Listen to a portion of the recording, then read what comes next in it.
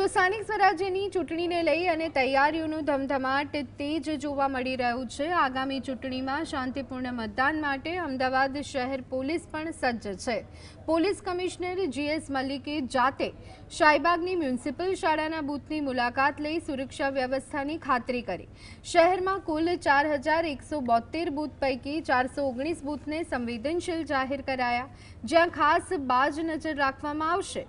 સુરક્ષા માટે પોલીસ અને હોમગાર્ડના 8000 જવાનો, 7 એસઆરપી ટુકડીઓ અને પેરામિલિટરી ફોર્સ તૈનાત રહેશે। અસામાજિક તત્વો પર લગામ કસવા પોલીસે અત્યાર સુધીમાં 1.5 કરોડથી વધુનો દારૂ જપ્ત કર્યો છે અને હિસ્ટ્રી શીટરો વિરુદ્ધ પાસા સહિતના અટકાયતી પગલાં લીધા છે।